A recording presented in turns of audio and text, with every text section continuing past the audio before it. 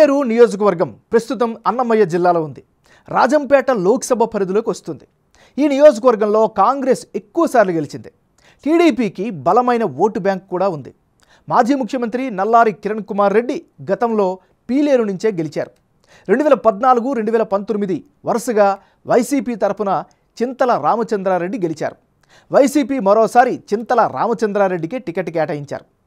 YCP hat trick విజయం మీద కన్నేసింది. మరోవైపు తెలుగుదేశం పార్టీ నుంచి నల్లారి కిషోర్ కుమార్ రెడ్డి పోటీకి దిగారు. పీలేరులో ఈసారి రాజకీయాలు వాడి వేడిగా సాగుతున్నాయి. మరి big TV exclusive election survey పందెంకోళ్ళు 2 సర్వేలో వచ్చినటువంటి అంచనాలను ఇప్పుడు పరిశీలిద్దాం. పందెంకోళ్ళు 2 లేటెస్ట్ రిపోర్టు చూసే ముందు ఈ ఏడాది ఫిబ్రవరి 10వ తారీఖున చేసిన పందెంకోళ్ళు 1 సర్వేలో పీలేరు నియోజకవర్గంలో సర్వే అంచనాలు ఎలా వచ్చాయో ఓసారి రివైండ్ చేసుకుందాం.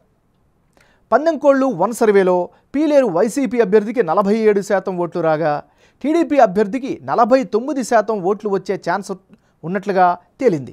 ఇతరులకు 4% ఓట్లు వచ్చే అవకాశాలు ఉన్నట్లుగా పందెంకోళ్ళు 1 సర్వేలో వెల్లడైంది.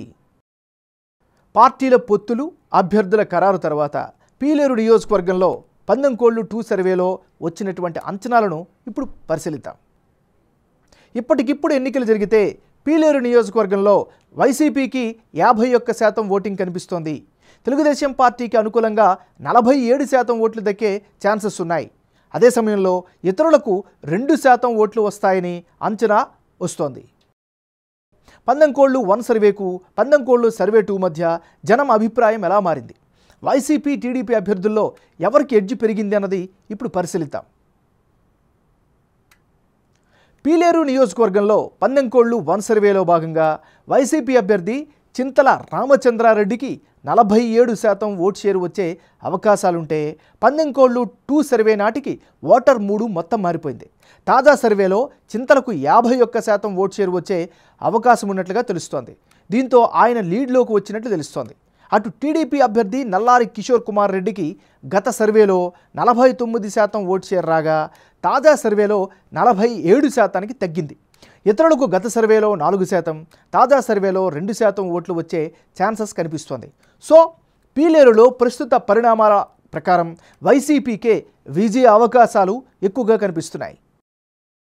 2 సర్వేల్లో పీలేరు నియోజకవర్గంలో అభ్యర్థుల మధ్య మారిన ఓట్ల శాతం, అందుకు గల కారణాలను ఇప్పుడు పరిశీలిద్దాం.